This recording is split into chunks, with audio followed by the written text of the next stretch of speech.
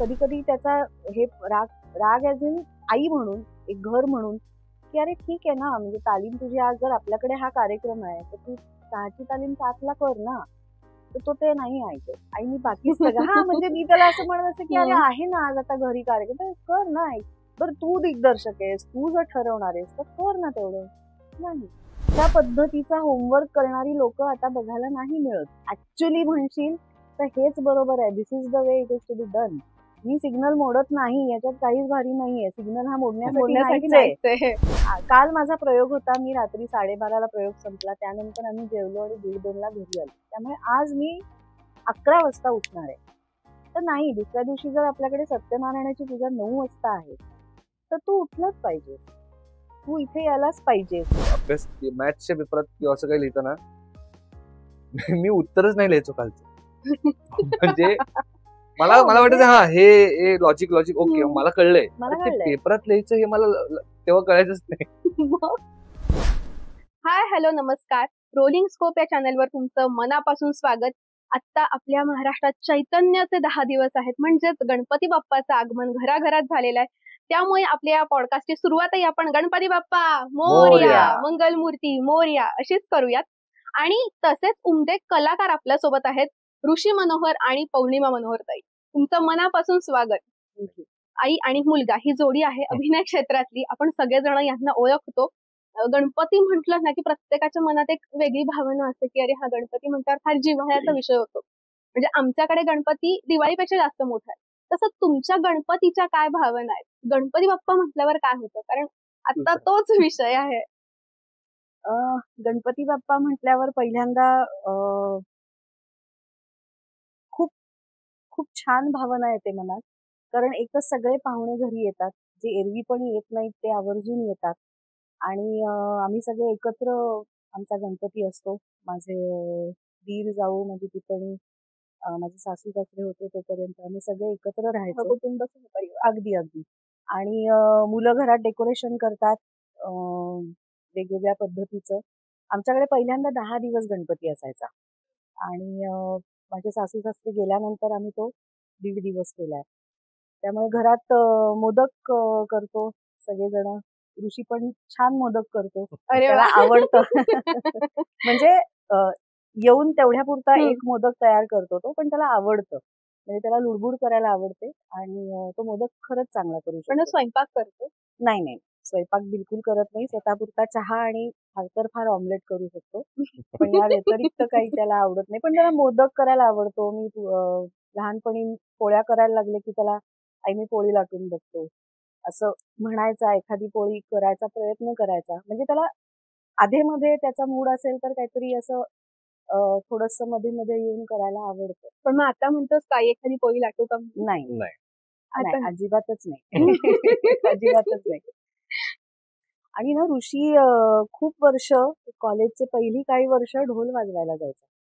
परशुराम पथक नावाचं एक ढोल पथक आहे, तिथे तो ढोल वाजवायचा. आणि ध्वज काय म्हणतात, ध्वजप्रमुख होता. आणि खूप खूप आनंदाने आणि खूप त्याची मजा घ्यायचा. आणि तो ही मजा घेतो ह्याचा आनंद मला खूप व्हायचा. कारण मला स्वतःला हे सगळं करायला खूप आवडतं, पण मी कधी करू नाही शकले. काही कन्स्ट्रेंट्स नव्हते, पण नाही जमलं कधी करायला. पण हे ऋषी खूप आनंदाने करतो आणि त्यामुळे मला खूप एक वेगळाच आनंद असतो त्याच्यातनं. मग तो ज्या मिरवणुकीत वाजवतोय ती मिरवणूक बघायला जायचं की त्या गणपतीची, ती एक मजा असते. आणि माझ्या माहेरी पण आम्ही एकत्र कुटुंब आहे, त्यामुळे माहेरी पण माझा गणपती असतो. त्यामुळे आमचं येणं जाणं चालू असतं. म्हणजे एकत्र कुटुंब पद्धतीचा खरं तर हा सगळ्यात मोठा फायदा म्हणता येईल. नक्कीच. मला तर एकत्र कुटुंबाचे फक्त फायदेच माहितीयेत. खरं खूप दिवसांनी हे वाक्य ऐकलं, मला छान वाटलं. आणि एक ताई तुमचा आवाज खूप गोड आहे. अरे खूप गोड आहे. म्हणजे एखादा आवाज असतो ना तो ऐकायला छान वाटतो. की तुम्ही बोललात ना अरे वा किती छान, तसं तुमचं अरे वा किती छान, गातेही छान. अरे क्या बात आहे. म्हणजे आपण म्हणजे ते पुढचं सत्र आपण आता नक्कीच घेऊयात. पण तुम्ही म्हणालात की काही गोष्टी करायच्या राहिल्या, पण एक गोष्ट तुम्ही कॉमनली करत आहात ते म्हणजे अभिनय. आणि उत्तम अभिनय, नुसता अभिनय नाही. तर आता तो रिसेंट तुम्ही दोघं एका काळाचे मणी या वेब सिरीज मध्ये एकत्र होतात. कसा अनुभव होता एकत्र काम करण्याचा तुम्हा दोघांचा? ऋषी तू पण काय सांगशील त्याबद्दल? माझा सो एका काळेचे मणी इज लाईक आर बेबी, म्हणजे त्याची कॉन्सेप्ट माझी आहे. आणि आम्ही म्हणजे लिटरली त्याला पहिल्यापासून आम्ही त्याला हळूहळू फुलवत आणलं होतं. आणि जेव्हा कास्टिंग आणि सुरू होतं, माझ्या डोक्यात ते खूप ठाम होतं की ह्या रोलसाठी मला आईच दिसते आहे. आणि तेव्हा मी नव्हतो करणार काम, म्हणजे मी तेव्हा वेगळ्या कदाचित काहीतरी वेगळं टेक्निकल केलं असतं. पण मी तिच्याबरोबर काम, म्हणजे मला असं वाटतं की आता काय, जेव्हा लहानपणी मला कळायचं की अरे माझी, जेव्हा कळायला लागलं लहानपणात की आई अभिनय क्षेत्रात काम करते किंवा आई ऍक्ट्रेस आहे. मग मी कधी कधी तिच्याबरोबर तालमीनं जायचो नाटकांच्या, तेव्हा मला असं वाटायचं हा आई ऍक्ट्रेस आहे. जेव्हा मी मी पण त्या क्षेत्रात काम करायला लागलो, आणि मी अनेक जणांबरोबर काम केलं, आणि ह्या अनेक जणांबरोबर काम केल्यानंतर मला कळलं की आई खूप सुपिरियर ऍक्टर, म्हणजे that's what, म्हणजे नॅचरल काम ती फार अप्रतिम करते असं मला वाटतं.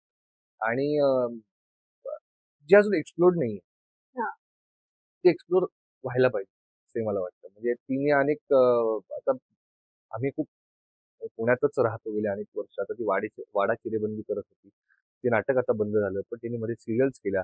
पण ती फार निवडक कामं घेते.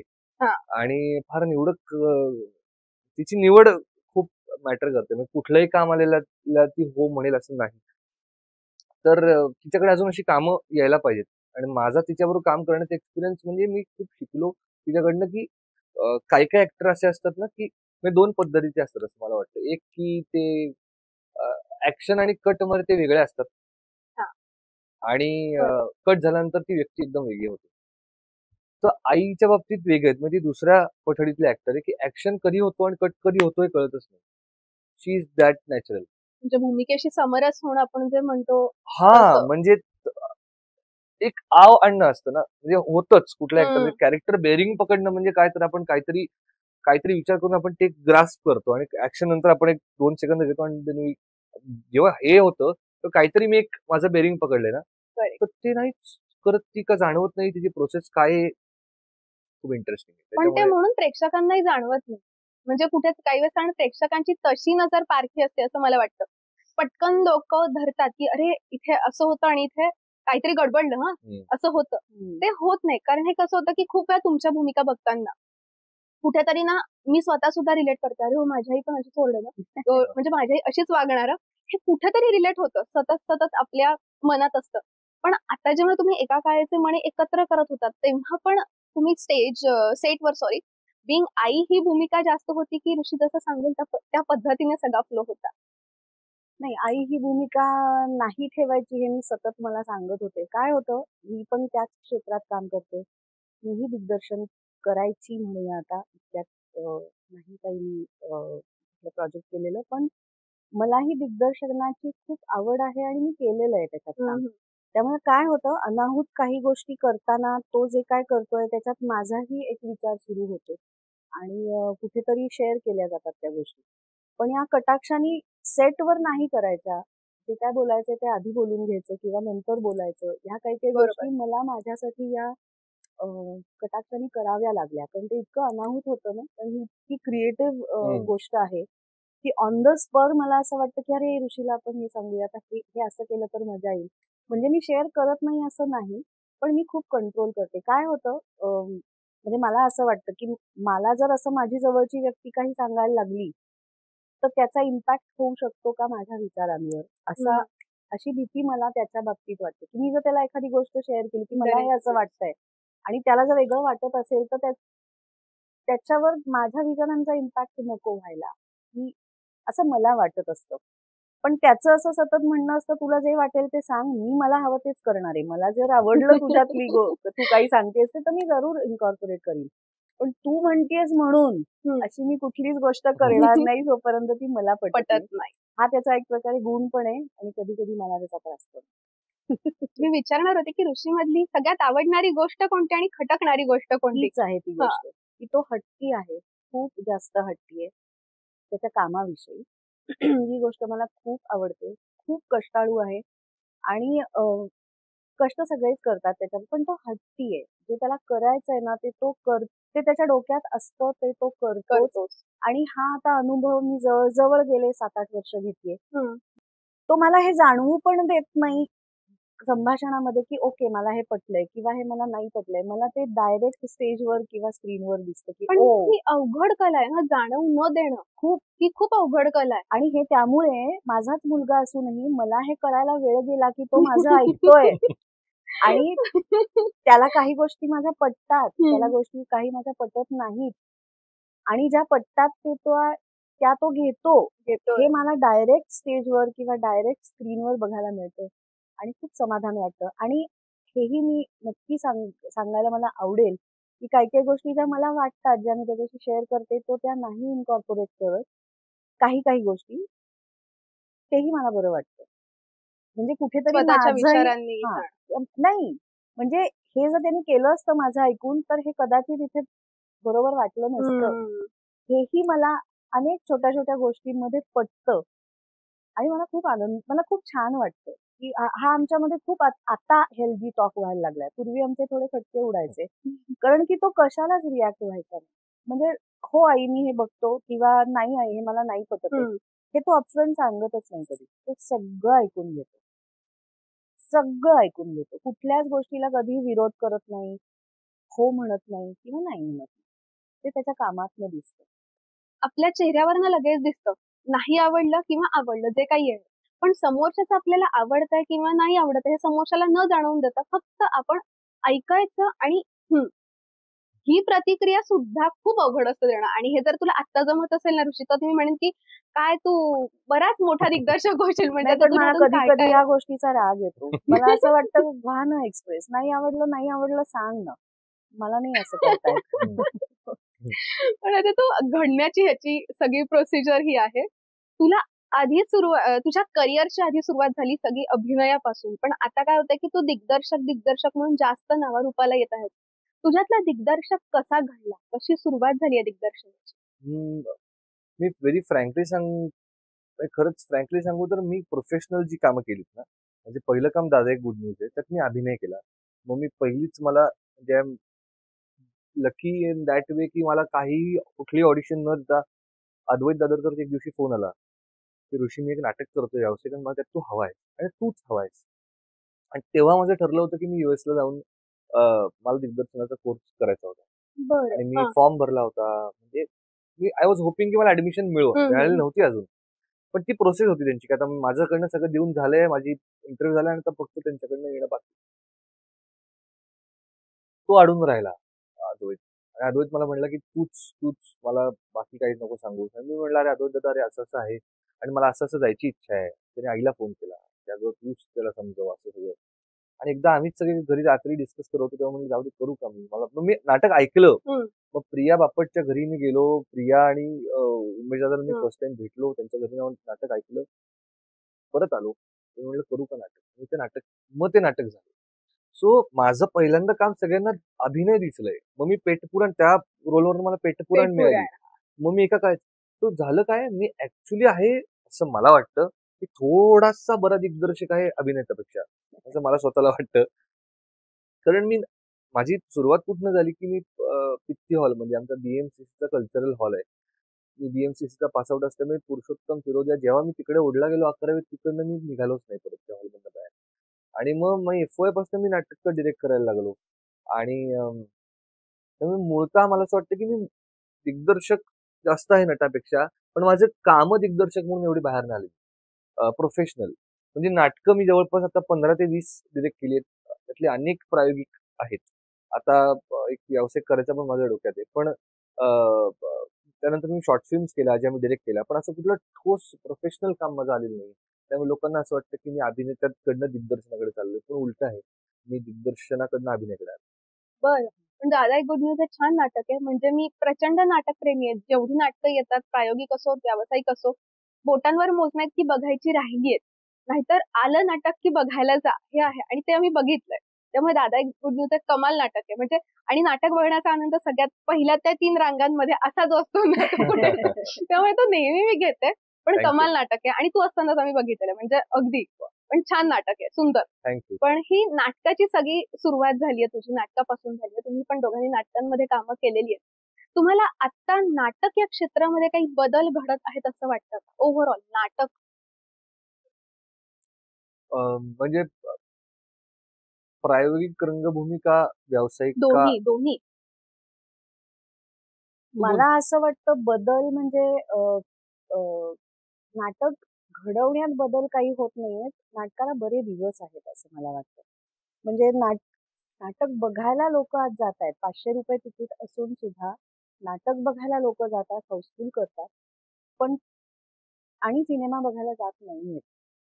ही एक मोठा झालेला फरक आहे आणि तो खूप आशादायी आहे. खूप काय म्हणूया प्रोत्साहन देणारा आहे असं मला वाटतं. थिएटर हे कायमच स्ट्रॉंगर मीडियाचं व्हर्जन आहे आणि इट इज प्रूव्हिंग इटसेल्फ आता असं मला वाटतंय. कारण कितीही सिनेमे बघायला चांगल्या थिएटरमध्ये जाऊन लोकांना आवडले तरी नाटकासारखी मजा कुठेच येत नाही हे पुन्हा एकदा ऑडियन्सने दाखवलेलं आहे. त्यामुळे फरक काही होतोय असं मला असं वाटतं विषय अजून वेगवेगळे हाताळले गेले पाहिजेत नाटकामध्ये सुद्धा. पण ह्या वातावरणाने आपोआप असं घडेल की वेगवेगळ्या प्रकारची नाटकं तिथे आता व्हायला लागतील. कारण खरंच बरे दिवस आहेत. मी काही करायचा प्रयत्न केला तर त्याला तितकाच चांगला रिस्पॉन्स आला की पण उत्साह वाढतो. कोरोना नंतर झालेला हा खूप मोठा बदल आहे. आणि पॉझिटिव्ह बदल आहे असं मला नक्कीच वाटतं. म्हणजे मी कोरोनाच्या काळात पण आम्ही वाडा चिरेबंदी करत होतो तेव्हा सुरुवात आमचे काही दिवस बंद होते प्रयोग. मग 50% कपॅसिटीने सुरू झाले. मग हळूहळू 100% नी यायला लागले लोक. मास्क लावून लोक नाटकाला येत होते. हे मला फार फार आनंदाची गोष्ट होती. इथे म्हणजे मला इतकं छान वाटतं ना पुण्यात सतत स्टँडिंग ओवेशन आणि सतत टाळ्या वाजवायला. आणि ही गोष्ट बाकी शहरांमध्ये दुर्दैवाने मिस केलीये मी, नाही की नाही हे होतं. अगदी खरं म्हणतेस तू. म्हणजे नाटकाच्या निमित्ताने खरंच महाराष्ट्र फिरलो आम्ही आणि फार दूर नको सातारा कराडकडे सुद्धा गेलो ना. कोल्हापुरात परत बरी अवस्था आहे पण सातारा कराडमध्ये लोकांना इतकं नाटक बघायचंय पण तिथे चांगलं ऑडिटोरियम पण नाही जिथे आम्ही म्हणजे आमची इच्छा असून सुद्धा आम्ही तिथे जाऊन नाटक नाही करू शकत. बेसिक म्हणजे बेसिक गोष्टी पण नाहीये. बेसिक सुविधा नाहीये. नाहीये. आणि आम्ही तिथे वाडाचा आत्ता गेल्या वर्षी प्रयोग केला आणि लिटरली लोक म्हणजे जी बघायला आली होती ती हात आमचे धरून धरून की प्लीज या ना इथे नाटकं करा ना. म्हणजे हे कसं आहे ना दोन्हीकडनं असतं की नाटकं व्हायला लागली की ऑडिटोरियमची अवस्था पण बरी होईल. कारण नाहीतर हे ऑडिटोरियम उघडतच नाही बरोबर. म्हणाले की तुम्ही या नाटक करा मग आम्ही पण म्हणू शकतो की हे नाटक आता इथे होत आहेत प्रयोग तर ह्याची अवस्था बरी करा. तुम्ही येत नाही त्यामुळे ती ऑडिटोरियम जाई तशीच पडू नये अशी परिस्थिती आहे आता बऱ्याच ठिकाणी. आणि नाटक घडत नाही का तर नाटक होतं त्या त्या गावांमध्ये काही असे कंपू असतात की जे एकत्र येऊन नाटक करत असतात. पण त्यांना म्हणावं तेवढं म्हणजे आता साताऱ्याचा एक खूप मोठा ग्रुप आहे नाटकाचा. ते ऋषीच्या नाटकांना आवर्जून 10-10, 20-20 लोक आवर्जून ऋषीचं नाटक बघायला टेम्पो ट्रॅव्हलर करून येतात. म्हणजे इतकी नाटकाची आवड असलेले ग्रुप नाही नुसतं माणसं. सातारा नाही आता इतिहास गवाय नावाचे एकांकिका जेव्हा करायचो तर साताऱ्यावरून एकदा 23 जण बसवर आले होते. नगरमधनं 22 जण आले होते. सोलापूरवरनं 4 जण आले होते. ठाण्यावरनं 5 जण आले होते. सो त्या प्रयोगाला पुण्याबाहेरची लोक 100 होती. बालगंधर्व पुणे रात्री 9:30. त्यातल्या नगरवरची जी लोक आली होती तर ते आमच्या एका मित्राचे सगळा ग्रुप होता. तर ते म्हणले होते की दादा आमच्याकडे राहायला जागा नाही आणि रात्री 9:30ला प्रयोग संपणार तुमचं 12 वाजता आमची हे होणार. तर आम्ही आजकालचं आमचं ऑफिस होतं त्या ऑफिसवर आम्ही सगळ्यांची सोय केली होती. काय काळजी होत नका तुम्ही या आणि तुम्ही झोपा. सो अशा पण पद्धतीने आम्ही पाहिलेलं आहे की किती नाटकावर लोक प्रेम करतात. तुझं काय मत आहे याच्या बदलत्या प्रवाहाबद्दल? नाही मला जसं कोरोनामध्ये थिएटर थांबलं पण like great man said lively things don't die. I don't think theatre will ever die. म्हणजे ओटीटीचा इतका सुवर्ण काळ होता 2020 मध्ये की एवढी मोठी लाट आली होती पण आता कम्प्लीट उलट झाले. आता थिएटर त्याच्या सरपास केले थिएटरनी ओटीटीला आणि आता ओटीटीची अवस्था आपल्याला माहिती आहे खूप किती जण बघतात आणि किती नाही. पण थिएटर फार पॉझिटिव्ह आहे असं मला वाटतं. ती जागा वास्तू फार पॉझिटिव्ह आहे आणि लोक येतात. म्हणजे आता पुण्यामध्ये बालगंधर्वला जशी जुनी प्रथा एक होती. आजी आजोबा आपल्याला गजरा घालून आजी आलेली दिसते. तो इतक्या छान गोड गोड आपल्या काय आता मी लंडनला काही महिने शिकत होतो. तिकडे एक समजा आता एक नवरा बायको आहेत आणि नवरा बायकोला रात्री कुठेतरी जायचंय, तर त्यांच्यासाठी theatre date is like a romantic gesture. Wow. मी तुला घेऊन एका थिएटर डेटला जातो, की आपण दोघं जाऊन एक नाटक बघूया. ते जे कल्चर आहे ना, ते कल्चर आहे पुण्यात, की आपण नाटक बघूया. हे कल्चर मला बाकी किती ठिकाणी आहे हा थोडासा म्हणजे सोलापूरमध्ये असं कल्चर असेल का? जेवढं स्ट्रॉंगली पुण्यात आहे, कदाचित तेवढं नसेल. सो ते कल्चर जितकं ग्रो होईल आणि ते मुंबईत पण नव्हतं ना हे कल्चर. ते आलं कारण तिथे व्यवसाय झाला त्या गोष्टींचा जास्त. तर त्यामुळे ह्या साईडनी तो मला खूप पॉझिटिव्ह हे वाटतो. पण दुसऱ्या बाजू मला त्याची एक 2 निगेटिव्ह नाही म्हणणार मी, पण थोड्याशा अशा बाजू मला सध्या खटकतात, की मला थोडासा ना ह्याचा प्रॉब्लेम होतो, की you cannot caste a person by their followers. Exactly. आणि ते एक्झॅक्टली. ते फिल्ममध्ये पण यायला लागले आणि ते थिएटरमध्ये पण यायला लागले. सो मला काही प्रॉब्लेम नाही कुठल्याही इन्फ्लुएन्सर्सचा, कुठल्याही पॉडकास्ट मेकर्सचा. They are doing very good at their own thing. I just feel the casting people, the director should cast by their merit. मग त्याला फॉलोअर्स 1 आहेत का 3 मिलियन आहेत याच्याने अफेक्ट न व्हावं. बरोबर. म्हणजे जर का एकाला एक इन्फ्लुएन्सर आहे आणि तो त्या ताकदीचा आहे तर त्याला कास्ट केलंच पाहिजे. Correct. If he is going good for the role. पण जर का तो नाही आहे आणि त्याचा फक्त 4 मिलियन आहेत त्यामुळे तुम्ही कास्ट करताय ना, तर मला असं वाटतं इथे जेन्युइन ऍक्टर्स मरतात. अगदी आणि अगदी. हे थिएटरमध्ये का होतं? कारण आम्ही म्हणजे आता मला पास आउट होऊन पण खूप वर्ष आली. त्यामुळे आता मी असं म्हणू शकतो की आमच्या वेळेला. हा. पण तेव्हा मला वाटतं हा लय बड्या मारतोय आमच्या वेळेला. तसं आता मी काम आणि मला ते का जाणवतं? कारण आता कॉलेजमध्ये मी 5 वर्ष काम केलं. त्याच्यानंतर मी पास आउट झालो. मी माझी संस्था सुरू केली. माझ्या संस्थेतनं मी 5 वर्ष काम केलं. अशी मी 10 वर्ष साधारणतः प्रत्येक प्रायोगिक नाटक ज्याला इच्छा आहे करायची त्याच्यावर काम करतो. अजूनही मी प्रायोगिकच करतो. आणि मला असं वाटतं की वर्षातनं एकतरी नाटक केलं पाहिजे प्रायोगिक. तर तुझी क्रिएटिव्ह हंगर खरंच खरंच केलं पाहिजे. सो मला जाणवतंय काय की पेशन्स खूप संपलाय लोकांचा. मी समजा 10 नाटकं बॅकस्टेज केली तर 11व्या नाटकाला ऑनस्टेज होतो. लोकांना आता पहिल्याच नाटकाला ऑनस्टेज यायचंय.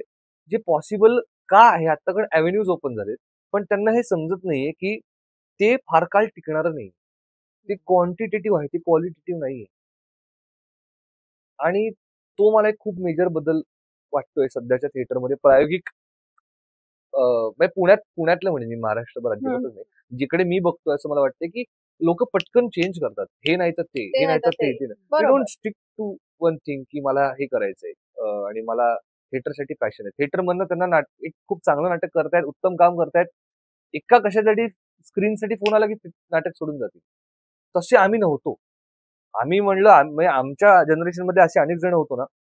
जनरेशन म्हणजे आता मी बीएमसीसी मध्ये होतो, तर एसपी मध्ये माझे अनेक मित्र होते. आम्ही 9-10 कॉलेज आम्ही खूप कनेक्टेड होतो त्या काळी. तर तेव्हा आम्ही सगळ्यांनी 5-5 सिरियल सोडले की नाही आता हे नाटक करू. तर ती भावना थोडी कमी झाली का काय असं मला वाटतंय. लोकांना पटकन फेम हवाय असं मला वाटतं. Which is not wrong. पण ते फार काळ टिकेल असं मला नाही वाटत. नाही पण ही गोष्ट अगदी अगदीच खरी आहे. म्हणजे आता मी सांगू शकते की आमची जी ही एडिटर आहे, व्हिडिओग्राफर आहे, सो ती पण उत्तम अभिनेत्री आहे. पण हाच एक प्रश्न त्याच्यामध्ये येतो तिला पण की फॉलोअर्स किती आहेत आणि मग त्याच्यानंतर पुढच्या सगळ्या कास्टिंग वर अवलंबून की हा अच्छा इतके फॉलोअर्स असतील तर मग तुम्हाला इथे रोल मिळेल. आणि आता याला इतकं काय तेव्हा अर्थ का नाही. माझं डोकं परवा कशावरनं फिरलं की जसं आता ती पण चांगली हम्म. ऍक्ट्रेस.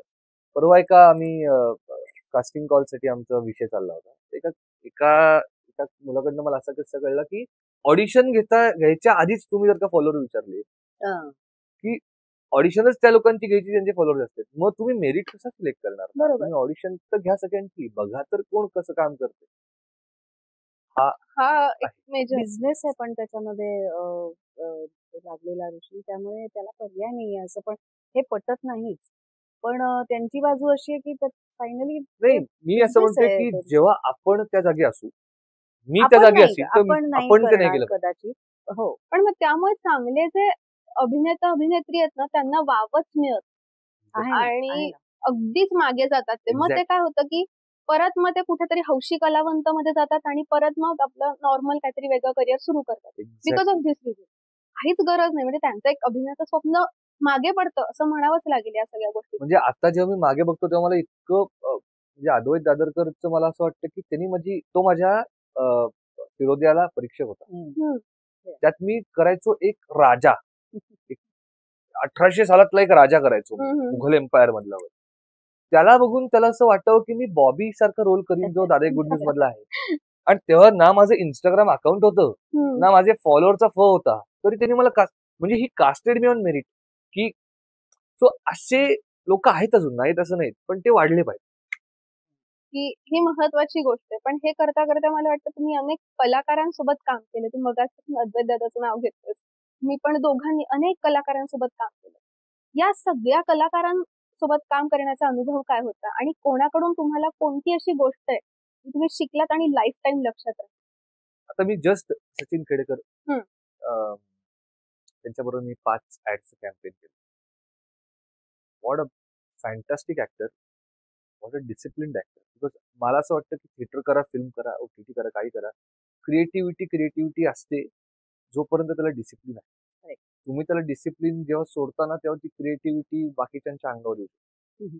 तर I always love people who are punctual because I am. I always love people who are discipline because I M.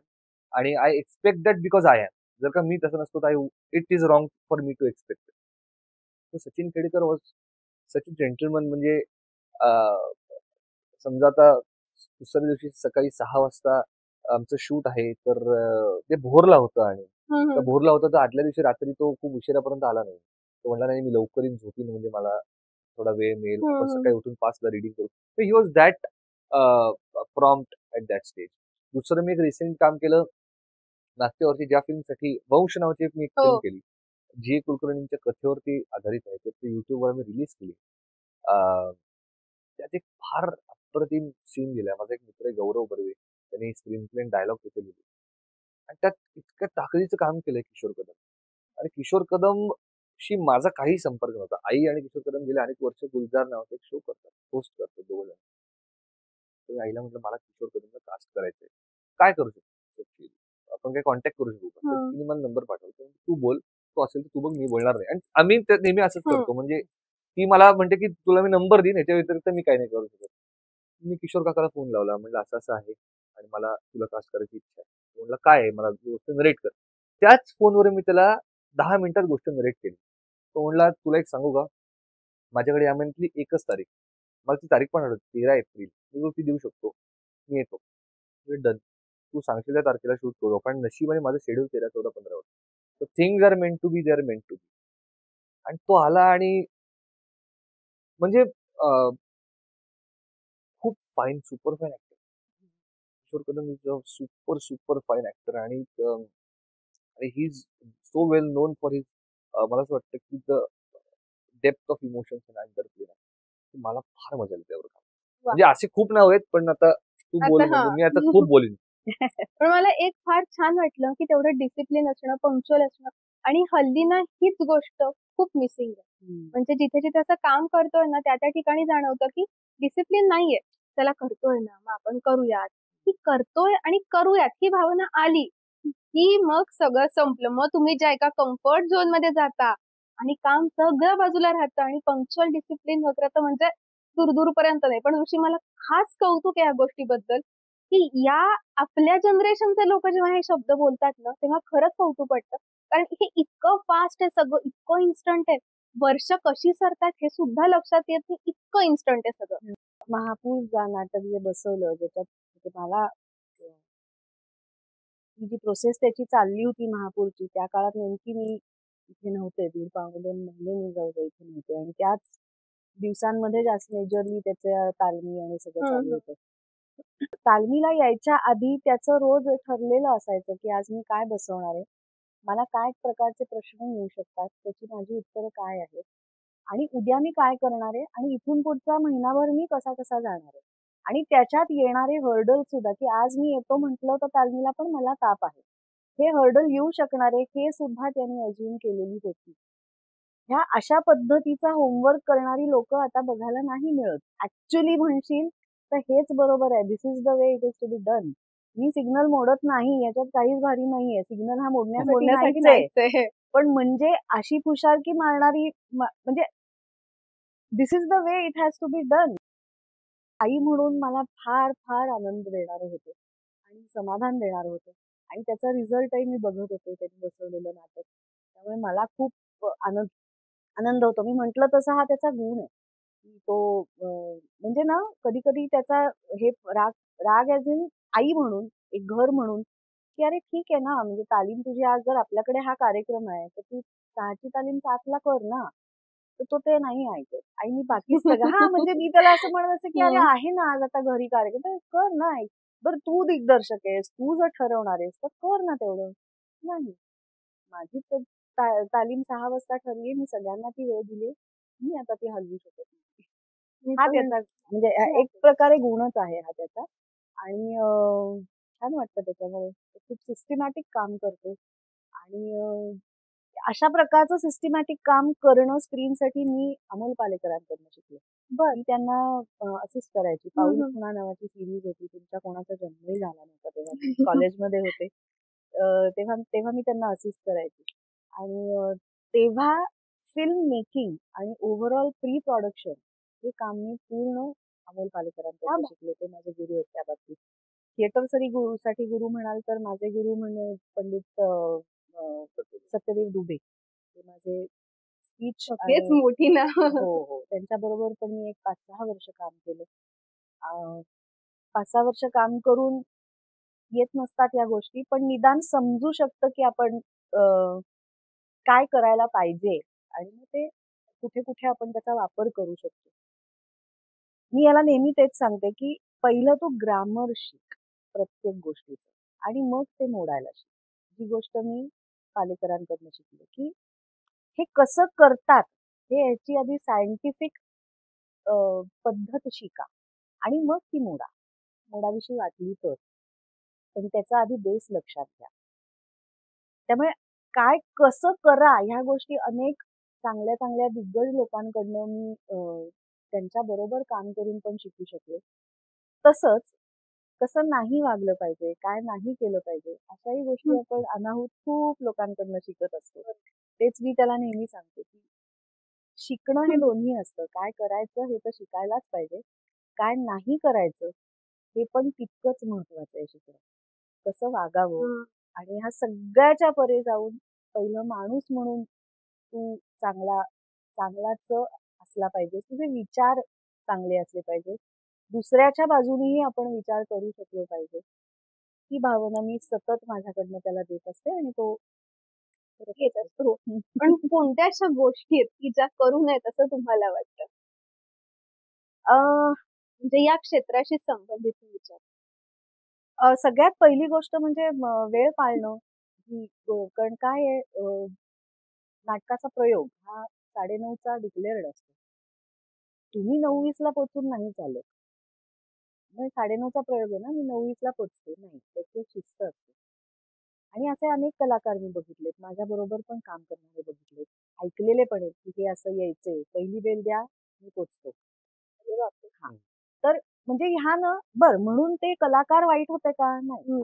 काम उत्तम करायचं का उत्तम करायचं. एंड रिझल्ट बाहेरच्या प्रेक्षकाला हे कळणार पण नाही की तो माणूस 9:30ला आलाय आणि 9:31ला त्यांनी एंट्री घेतली. हे बाहेरच्या कलाकाराला कळणार, बाहेरच्या प्रेक्षकाला कळणार पण नाही. पण आपण नाही असं वागायचं. आपलं ते काम आहे आणि फक्त आपण नसतो ना, तो एक ग्रुप असतो, एक संच असतो. त्या सगळ्यांना कम्फर्ट लेवल की हा ऋषी आलाय, त्याने मेकअप केलाय, त्यांच्याबरोबर 2 गोष्टी बोललाय. मागच्या प्रयोगात अरे असं झालं होतं की तिकडनं इकडे गेलास आणि मग ते आपलं हो हो हो हो ते आपण नाही करायचं ह्यावेळेला. काही गोष्टी इनकॉर्पोरेट करायच्या असतात, काही गोष्टी अवॉइड करायच्या असतात.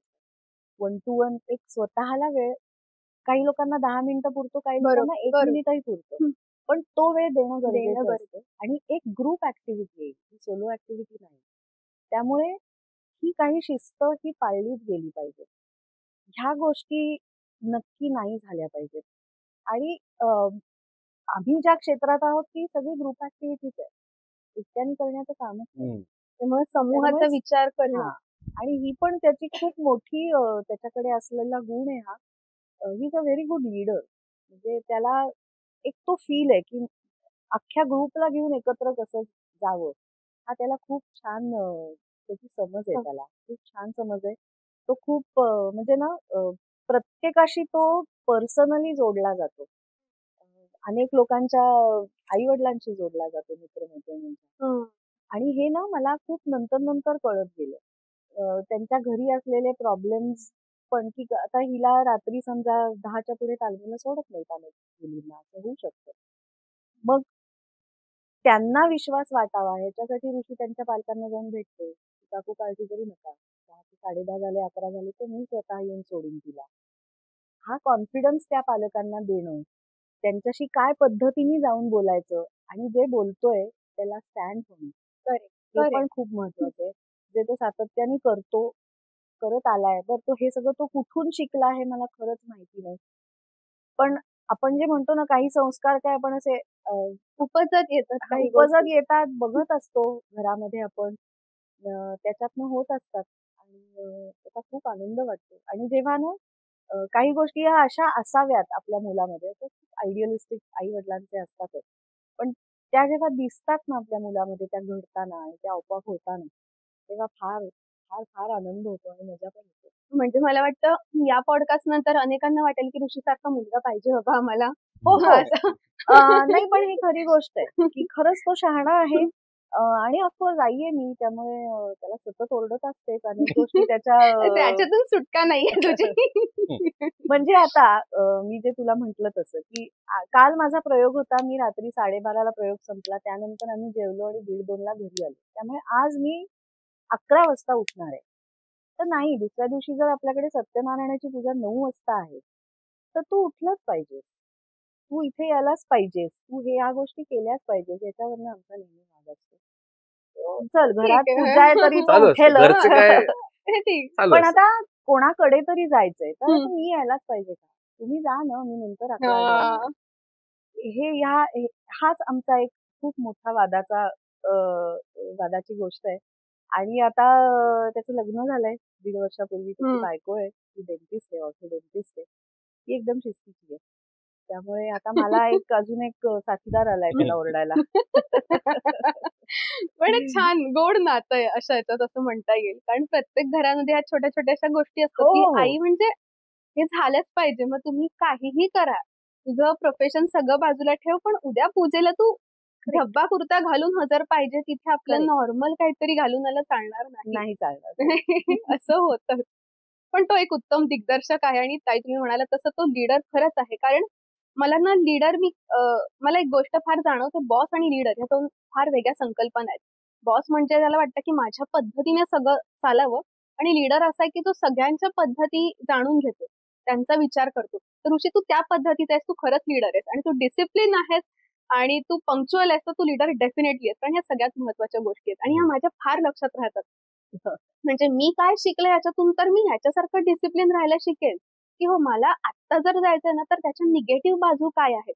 आपण फार गुडी-गुडी चित्रामध्ये सगळेजण राहतो. म्हणजे मला आता पॉडकास्ट घ्यायला यायचंय, मला 1 तास आधी पोहोचावं लागेल.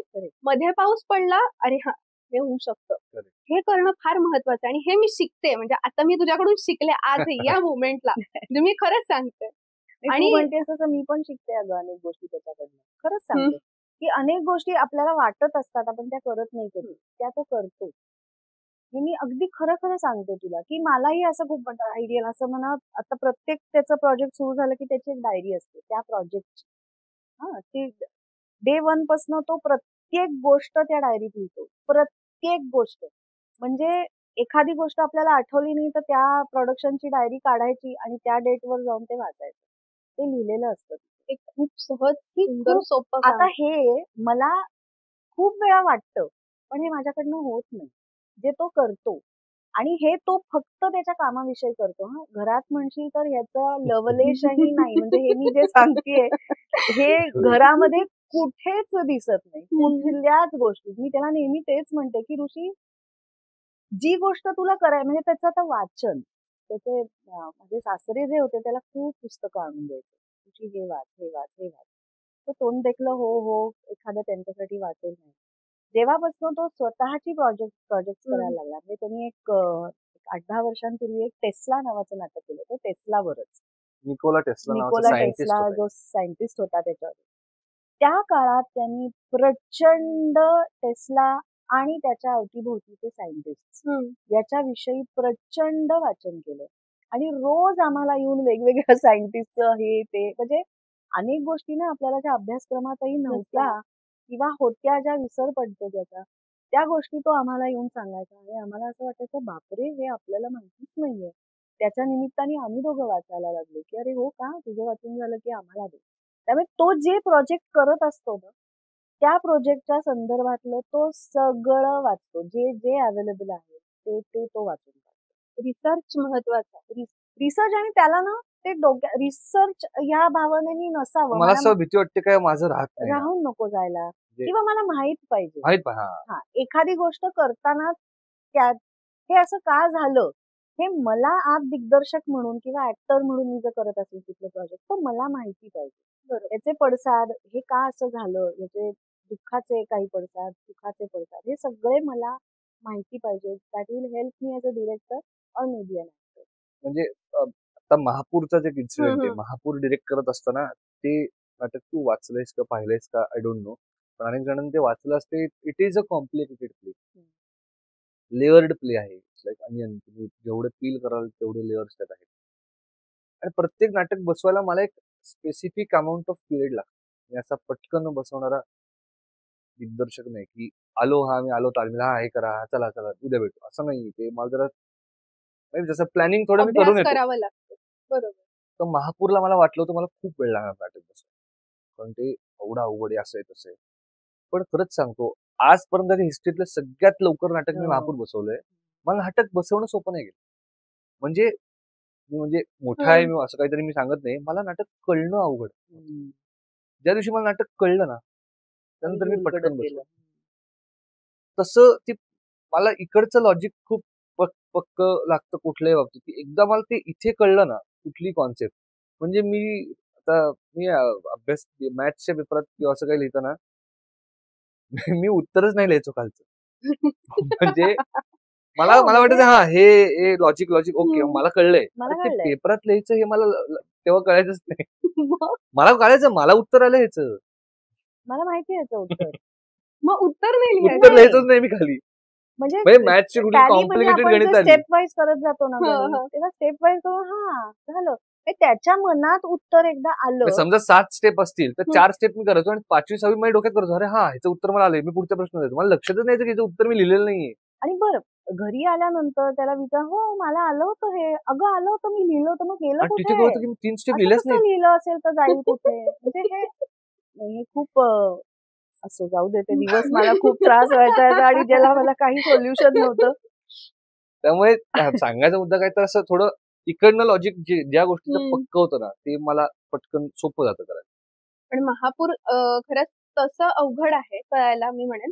पण त्याच्याबद्दल ना प्रेक्षकांच्या प्रतिक्रिया फार कमाल आहेत. म्हणजे मी जिथे जिथे बघते ना लोकांच्या प्रतिक्रिया इव्हन कलाकारांच्याही प्रतिक्रिया फार सुंदर प्रतिक्रिया आहेत प्रत्येकाच्या की एकदा तरी बघा किंवा प्रत्येकासाठी एक थोडक्यात सांगायचं तो एक विलक्षण अनुभव आहे. तर तुला याबद्दल काय वाटतं जी गोष्ट तुला वाटलं होतं सुरुवातीला अवघड आहे ती सोपी होऊन लोकांच्या इतकी आता आवडती झालेली आहे हा प्रवास काय? इट इज अ ब्लेसिंग असं मी म्हणेन.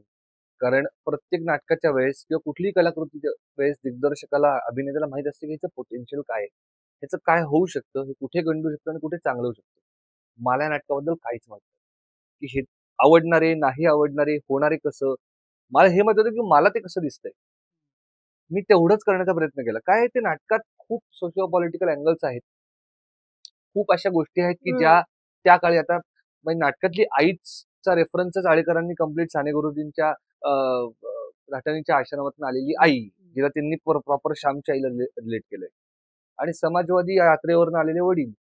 सो असे जे त्यांचे सोशो पॉलिटिकल काही काही गोष्टी आहेत नाटकात आळेकरांनीच पेरलेले. सो ह्या गोष्टींचा आत्ता रेफरन्स किती लागणार आहे आत्ताच्या यंग जनरेशनला. पण मला ते नाटक वाचल्यावर मला नाटकातला एक वेगळाच भाग खूप हिट झाला तो म्हणजे प्रेमभंग. आणि तो अविरत आहे ना. प्रेमभंग 1655 ला होतं आणि ते 3032 ला असणार आहे. पण प्रेम ही भावना नाही मरणार कधीतरी, असं आता वाटतंय म्हणजे मला. तर ती भावना जर का नाही मेली तर प्रेमभंग ही भावना पण मरणार नाही. त्यामुळे ती भावना आत्ताच्याही तरुण पिढीला रिलेट होईल. तेव्हाही रिलेट होत होती आणि पुढे होत राहील. तर ह्या कारणासाठी मी ते पुनरुज्जीवित करायचं ठरवलं. आणि जेव्हा आम्ही ठरवलं, की मी आरोच घेऊन आला, की आपण हे करूया. मी ते वाचलं, इंटरेस्टिंग वाटलं. आम्ही घेऊन आरेकरांकडे गेलो, की आम्हाला परवानगी द्याल का? एका सेकंदात काही म्हणजे आनंदी होऊन ते म्हणल्यावर तुम्ही तुमची जनरेशन माझं नाटक नाही करणार तर कोण करणार? ते म्हणले कुठलं असं नाटककार आहे, ज्यांनी स्वतःच नाटक 50व्या वर्षात बघितलंय. तुम्ही त्यांनी उदाहरण दिली. बिचारे तेंडुलकर गेले, ते नाही बघू शकले. तर मला ही अपॉर्च्युनिटी आणि मला एक तुमच्या वेगळी जनरेशन एक काहीतरी त्याला एक वेगळा व्ह्यू पॉइंट देते. तर मला का नाही बघायला आवडणार? तुम्ही नक्की करा आणि तुम्हाला जे काही सपोर्ट लागेल तुम्ही करा. अगदी. सच्च एवढ्या मोठ्या माणसाकडनं हे असं बोलणं. पण एक तरुण उत्तम दिग्दर्शक तू आहेस आणि तरुण उत्तम अभिनेता तू आहेस आणि तुझ्यासारखे अनेक जण आहेत ज्यांना या क्षेत्रात यायचंय. पण त्यांना ना नेमकी सुरुवात कशी करावी हे कळत नाही. अशांना तू काय सांगशील?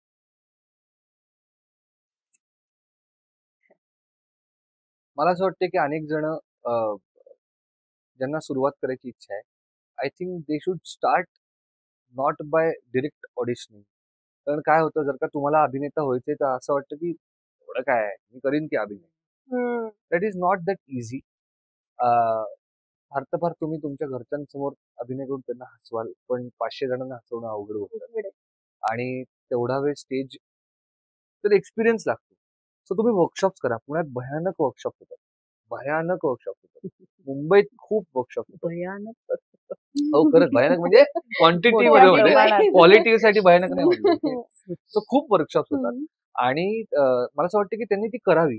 आणि डायरेक्टली मला सिरियल करायची, मला फिल्म करायची असं न करता त्यांनी ते थोडा आपण म्हणतो ना थोडंसं वेळ द्यावा त्या गोष्टीला. म्हणजे स्टेप बाय स्टेप जावं. आपण असं फिशला मॅरिनेट केल्यावर ते मुरतं म्हणतो ना आपण, तर ते पटकन मॅरिनेशन काढून नाही चालत. तो फ्राय नाही होत चांगला. तुम्हाला थोडं जेवढा त्याला एक रात्र ठेवायची ती रात्र ठेवायला लागेल ना त्या फिशला. तर ते मुरण्यासाठी तुम्हाला 6 महिने तर तुम्हाला तुमच्या आयुष्यातले द्यायलाच ना थिएटरला किमान, म्हणजे फॉर अ स्टार्टर. ते दिलेत तर तुम्हाला त्याचं काहीतरी दिसेल आणि ते लगेच दिसेल असंही नाही. It is a tedious process. आणि ना गोष्टी करून बघितल्या पाहिजेत. म्हणजे मी ऋषीलाही म्हटलं तसं की स्वतःला आता तू पूर्वी म्हणत होते की तू मला दिग्दर्शक व्हायचंय, मला ऍक्टर व्हायचंय, असं काही ठरवू नको. तुला हे आवडतंय ना करायला सगळं, सगळं करून बघ. नाटकात काम करून बघ, सिरियल करून बघ, OTT कर, सिनेमे कर, ऍक्टर म्हणून कर, डिरेक्टर म्हणून कर. तो उत्तम लिहू शकेल याचा मला कॉन्फिडन्स आहे. म्हणजे तू लिहायचा सुद्धा प्रयत्न सगळं करून बघ. आणि फायनली तुला जे असं वाटेल की नाही, हे नाही ना मी केलं तर मला त्रास होईल किंवा हे मला करायला खूप जास्त आवडतं याच्यावर, हे तुझं तुलाच कळेल. सगळं करून बघ. तुला कुठेही थांबवू नकोस, लिमिट करू नकोस स्वतःला. आणि हे प्रिव्हिलेज तू घेऊ शकतोय तर काय ना. आणि खरंच हे प्रिव्हिलेज आहे, कारण मला कधीच आई बाबांनी असं फोर्स नाही केलं की आता तू हे सोड, हे कर, जॉब बघ, तू पैशांचं काय, हे काय. सो आणि सुदैवाने मी कॉलेजमधनं पास आउट झाल्या मला व्यावसायिक नाटक मिळालं. त्यामुळे असं झालं नाही कधी की माझ्याकडे पैसे नव्हते. मग I started earning my on money when I was 18. तर ते खूप एक चांगली गोष्ट झाली. त्यामुळे असं कधी मी डिरेक्टली इंडिपेंडंट मी अजूनही नाहीये. आई-बाबांवर अवलंबूनच आहे. पण मी तेव्हा थोडासा माझा खर्च मी करीन. काय प्रॉब्लेम नाही. आता अशा ही पण मला भीती होती आणि केवळ म्हणून मला त्यांनी लगेच कमर्शियल नाटक करू नये अशी माझी इच्छा होती. काय होतं ना, एक हातात पैसे यायला लागले, मी काम करून मला पैसे मिळतायत. खूप आहे. त्यात काय? एकातनं दुसरं काम, दुसऱ्यातनं तिसरं काम मिळतच जाणार आहे. हा एक कॉन्फिडन्स यायला लागतो. आणि ना अनेक गोष्टी शिकायच्या राहून जातात. माझं म्हणणं होतं शिक्षण आता तो BCom झालाय. तुला जे आता शिकावंसं वाटतंय, जे तुला प्रोफेशन म्हणून करावंसं वाटतंय, त्यात तू शिक. म्हणून माझी घाई होती की तू जिथे तुला भारतात शिकायचंय, परदेशात जाऊन शिकायचंय, त्याच्यासाठी जी काही प्रोसेस असेल ती सुरू कर. आणि तू बॅक टू बॅक आता पहिली 5 वर्ष भरपूर शिक, अनुभव घे, बाहेर फिर आणि मग तू कामाला लाग. काम मिळणारच आहे. I was sure about it. कामाची घाई करू नकोस. एकदा पैसे यायला लागले आणि काय आहे ना, हे क्षेत्र असं आहे, पटकन 4 लोक ओळखतात. त्यांनी सुद्धा एक वेगळी भावना यायला लागते प्रेम. स्वतःविषयी. आणि तसा लहान होता आणि तो. तेवढ्याच लवकर विसरतात. तेवढ्याच लवकर विसरतात. म्हणजे पण दोन्ही बाजू आहेत त्याच्या. अरे पण हे कळतंय तुला, हे मला कळायला पण वेळ गेला ना, की असंही दोन्ही बाजू आहेत. बरोबर. की डोक्यावरही घेतात आणि खाली पाडायला वेळ नाही लागत त्याला.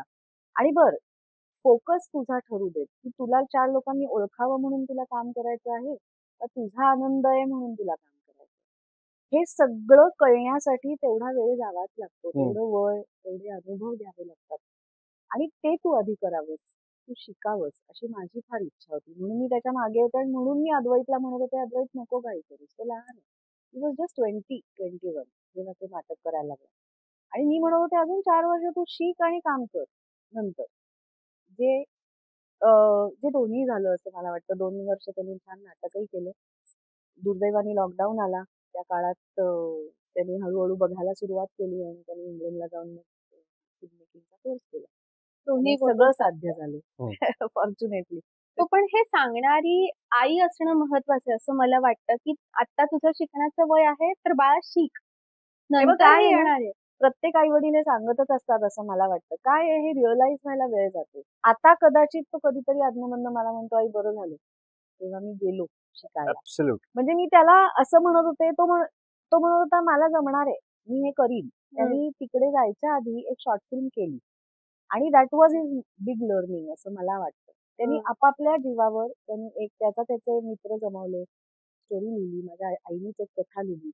ते त्याच्या डायलॉग्स लिहिले. आणि त्यांनी त्याची एक शॉर्ट फिल्म केली. त्याच्यात शिल्पा तुळसकर, नेहा जोशी अशा लोकांना.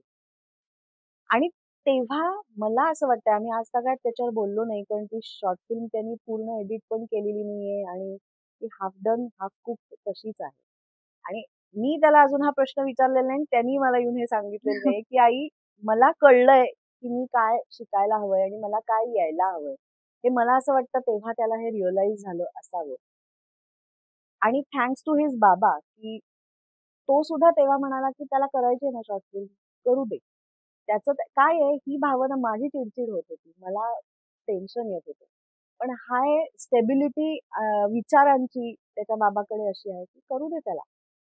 पडल्याशिवाय त्याला कळणार नाही की इथे हे आहे. तव्याला हात गरम लावल्याशिवाय कळणार नाही की त्याचा चटका बसणार आहे.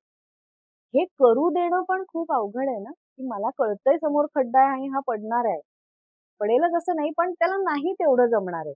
हे करू देणं हा पण एक खूप मोठी गोष्ट आहे जी त्याचा बाबा करू शकतो आणि मी हळूहळू शिकली आहे त्याच्याकडे. आणि त्यांनी त्याला करू दिलं आणि मला असं वाटतं तेव्हा त्याला रिअलाइज झालं. तो शिकायला आत्म तयार झाला. पण मी हे का म्हणाले कारण हल्ली कसं होतं की जसं मगाशी विषय झाला फॉलोअर्स मध्ये सगळेजण इतके अडकलेले आहेत इतक्या प्रचंड प्रमाणात अडकलेत की अनेक पेरेंट्स लहान मूल असतानाच आपलं त्यांचं एक इन्स्टा अकाउंट ओपन केलेलं कुठेतरी सोशल मीडियावर आत्तापासूनच त्यांना प्रमोट करायला सुरुवात केली आहे. आत्तापासूनच नेम फेम आणि ह्याच्यामध्ये इतकं मुलांना त्या वलयामध्ये सोडायला सुरुवात केली की ते तिथेच जाणार परत. मग तिथे शिकणं कुठेतरी बाजूला राहतंय याची जाणीव नाही होत. त्यामुळे हे सांगणारी आई पाहिजे की हे आता शिक. हे शिकण्याचं वय आहे आणि शिकून मग तू मोठा हो. मग तुला परत हेच क्षेत्र आहे किंवा कुठलंही क्षेत्र आहे करेक्ट. जे करशील ते उत्तम कर. करेक्ट. जे करशील ते उत्तम कर आणि समाधान मिळालं पाहिजे. End of the day you have to be happy. हे सगळ्यात महत्वाचं.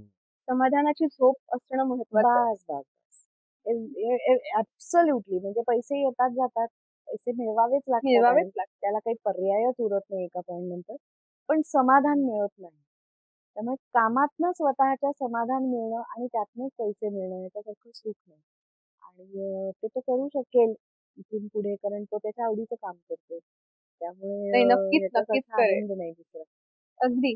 पण मग आता अनेक कामं झालेली आहेत तुझी. तर पुढे कोणती कामं अजून येणार आहेत? कुठल्या ठिकाणी आम्हाला तू बघायला?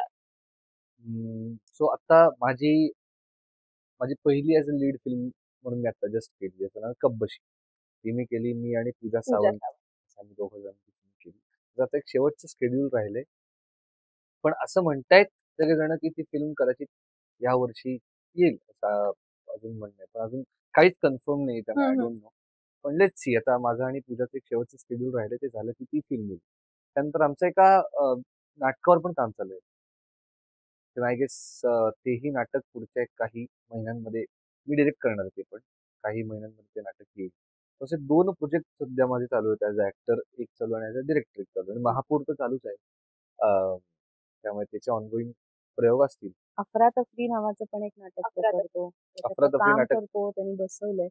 त्याचेही प्रयोग आता त्याचेही प्रयोग आता आम्ही प्लॅन करतोय सप्टेंबर, ऑक्टोबरमध्ये. सो एक नाटक स्क्रीन असं थोडं माझं मॅच चालू आहे. पण म्हणजे वाईड विंग्स मीडिया आमची जी कंपनी आहे. हम्म, हम्म. सो त्याचे पण आमचे शोज खूप असतात. सो आमचे म्हणजे we also produce, we also manage shows. म्हणजे आता ऋतू बर्वा सारखा हो शो हो त्याचा सोशल मीडिया पण आम्हीच करतो.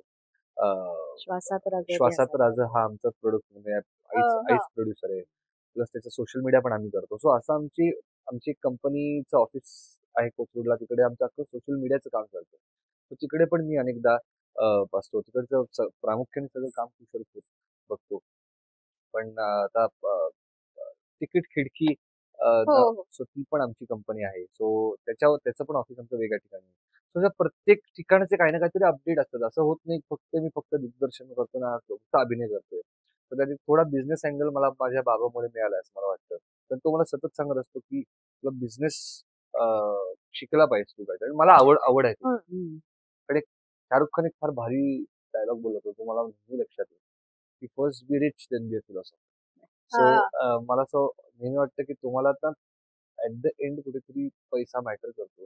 सो तुम्ही फिलॉसॉफी किती द्याल पण तुम्ही कुठल्या माणसाची फिलॉसॉफी ऐकता हे पण इम्पॉर्टंट आहे. सो ते वाक्य मला नेहमी लक्षात राहिलं होतं. सो मला असं वाटतं की बिझनेस हा जर का मला आवडत असेल तर तो मी करत राहायला पाहिजे. अगदी अगदी. आणि आता एक शेवटचा प्रश्न की तुम्ही दोघेही या क्षेत्रात काम करणारे आहात. दोघांच्या वेळा इकडे तिकडे होत असतील. सतत कामाचा एक ताण असतं. आनंद जरी मिळाला तरी थोडाफार आपल्याला एक बर्डन कधीतरी येतच. हे सगळं असताना तुम्ही तुमची मेंटल हेल्थ कशी जपता? म्हणजे वैयक्तिक म्हणतेस? वैयक्तिक. हम्म. मला असं वाटतं मला मेंटल हेल्थ जपायला लागत नाही. कारण मला जे आवडतं ते काम मी मनापासून करतो. म्हणजे लिटरली जर का मला हे काम आवडत नसतं तर मी नसतो करत.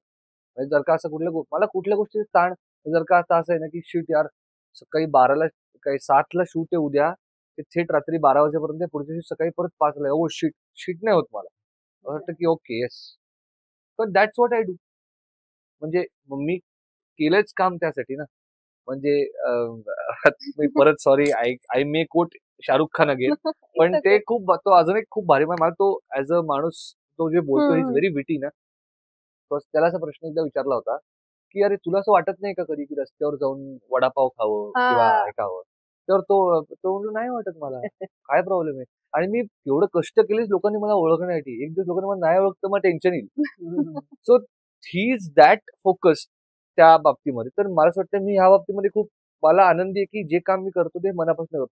हां, मेंटल हेल्थ नाही म्हणणार, पण त्याच्यात थोडीशी चांगल्या पद्धतीने भर मला तन्मयी म्हणजे माझी बायको तिने हे केलंय, की whenever I am at home आम्ही खूप एकमेकांशी बोलतो, शेअर करतो गोष्टी. त्याच्यामुळे जर का कुठला ताण, कुठला प्रॉब्लेम, कुठला असं काही असेल, तर मी घरी ते खूपदा बोलतो.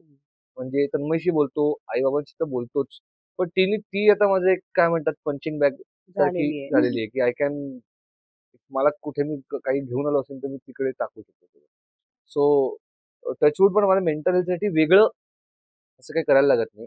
पण मला ट्रिपला जायला आवडतं. That is my mental health stability असं मला वाटतं. की 2 दिवस का होईना पटकन कुठेतरी जाऊन येऊ. पाचगणीला जाऊन येऊ किंवा असं कुठेतरी पटकन जाऊन येऊ मित्रांबरोबर. That is my my stress good buster. Stress buster. आणि एक आहे ना की आमच्या घरात आम्ही सर्व विषयांवर बोलतो. म्हणजे आठवड्यातनं 3 दिवस तरी असे असतात की कोणाचा काही समजा काहीतरी प्रॉब्लेम झालाय कामाचा तिथे किंवा चांगली गोष्ट झाली आहे किंवा तन्मयचं आता क्लिनिक आहे तर तिथे काहीतरी एक पेशंटचं काहीतरी झालंय. या सगळ्या गोष्टी आम्ही एकमेकांना माहीत असतात. त्या पेशंट अगं त्या दिवशी पेशंटचं ते काय झालं? काय आहे ना मला असं वाटतं कुठलीही गोष्ट चांगली वाईट एकमेकांशी शेअर केली ना की ती खूप न्यूट्रल होते. अ, प्रत्येकाचं म्हणणं त्याच्यावर काहीतरी येतं, की "अगं काही नाही, हे ना होऊन जाईल." असं एखाद्या माणसाने जरी घरातल्या म्हणलं ना, तरी खूप आधार वाटतो. आणि तशा पद्धतीचं ज्या गप्पा आमच्याकडे होतात, त्यामुळे खरंच हा म्हणतो तसं मेंटल हेल्थसाठी असं काही वेगळं गप्पा मारणे एकमेकांची आणि रोजचा दिवस एकमेकांना सांगणे ही सगळ्यात पण ह्याचं श्रेय हा चुकीचा शब्द आहे, पण हे कशामुळे मला न जपायला लागलं तर ते मला असं वाटतं की आईने ज्या पद्धतीचं वातावरण घरी ठेवलं आई बाबांनी, की मला कधी असं वाटलं नाही, संकोच वाटला नाही की हे मी बोलू का, हे मी काय करू आता, किंवा समजा आता असं कुठलाही मोठा प्रॉब्लेम आला की मला असं वाटत नाही की शिट मी या मित्राला सांगतो, मला वाटतं पहिले मी आई बाबांना. तर हे सगळ्यांमध्ये नसतं का, कारण कदाचित त्यांच्या घरातलं वातावरण तसं नसावं काही कारणास्तव, आय डोंट नो, पण तसं माझ्या घरचं होतं. त्याच्यामुळे मला असं वाटलं नाही कधी की मी कोणला गेलोय, मी असं झालोय तसं झालोय. हा, भांडण आमच्यात ते काय होणारच, शेवटी आई बाबा आणि मुलामध्ये भांडणं होणारच, पण ती हेल्दी भांडण आहेत, त्यामुळे त्याचा मला प्रॉब्लेम नाही आला. वाटतं असंच हेल्दी तुमचं नातंही टिकावं आणि ओव्हरऑल घरातच मी म्हणेल असंच हेल्दी वातावरणही तुमच्याकडे असावं आणि हाच बाप्पाचा तुम्हाला मोठा आशीर्वाद म्हणता येईल. आणि तुम्हा दोघांशी बोलून छान वाटलं, मजा आली. मी नेहमी अनेक प्रेक्षकांना वाटेल की हे नेहमीच वाक्य होतं की भेटून मजा आली किंवा भेटून छान वाटलं, पण ही बिंग माझी भावना होते, कारण मी पर्सनली जेव्हा तुमच्याशी बोलते तेव्हा अनेक गोष्टी जेव्हा कनेक्ट होतात ना, अरे हो की, आणि मग अरे छान वाटलं हं, ती भावना आपोआपच येते. त्यामुळे तुम्हालाही भेटून छान वाटलं, मज्जा आली आणि तुमच्या सगळ्या पुढच्या आगामी प्रोजेक्टसाठी दोघांनाही खूप खूप शुभेच्छा आणि बाप्पाचा तुमच्यावर भरघोस आशीर्वाद राहील याच्यामध्ये काही शंका नाही. थँक्यू. आणि तुमच्या दोघांचे मनापासून आभार की तुम्ही एवढा वेळ गप्पा मारल्यात आमच्याशी, म्हणजे आज कुठले कुठले विषय आलेले वा अशी कमाल मजा आली, वा अशा कमाल गप्पा झालेल्या. Thank you so much. खरं सांगू का, आमच्या दोघांचा एकत्र असा इंटरव्ह्यू हा पहिलाच आहे. अरे वा. हो, माझ्या आता एकदम म्हणजे लक्षात आलं. पेपरात एक फोटो आला होता आमच्या दोघांचा, कारण आम्हाला दोघांना सेम अवॉर्ड मिळालं होतं. म्हणजे मला जे गणपतराव बोडस पुरुषोत्तमला मिळालं ते 25 वर्षांपूर्वी तिला मिळालं होतं. तेव्हा आमचा पहिला एक इंटरव्ह्यू झाला होता, त्यानंतर स्क्रीनवरचा हा मॅम ते पहिला इंटरव्ह्यू. मजा येते. मजा मला तर खूप मजा आली. येस, पण तुमच्या दोघांचे मनापासून आभार. Thank you so much. आजच्या गप्पावरून खरंच खूप मजा आली आणि खरंच या गप्पा माझ्यासोबत तुम्हाला सुद्धा तेवढ्याच बेनिफिशियल नक्कीच असतील. अजून एक गोष्ट तुम्हाला बेनिफिशियल असणार आहे, ती गोष्ट म्हणजे ग्लोब एक्सपांड सोल्युशन या ठिकाणी असणार हा पॉडकास्ट स्टुडिओ. अत्यंत उत्तम अँबियन्स इथला आहे, इथली टीम प्रचंड कॉपरेटिव्ह आहे. तुम्हाला कुठल्याही गोष्टीची मदत भासली तर ते लगेच येतात आणि ऍट द सेम टाइम या सगळ्या गोष्टी असल्यावर ना पॉडकास्ट करायला मजा येते, गप्पा मारायला मजा येते. त्यामुळे तुम्हाला सुद्धा जर अशा गप्पा मारायच्या असतील, काही पॉडकास्ट करायचे असतील तर डेफिनेटली या आणि इकडे व्हिजिट करा. त्याचसोबत जर तुम्हाला हेल्थ इन्शुरन्स बद्दल सुद्धा काही माहिती हवी असेल तर अविनाश रणदिवे यांच्यासोबत तुम्ही संपर्क साधू शकता.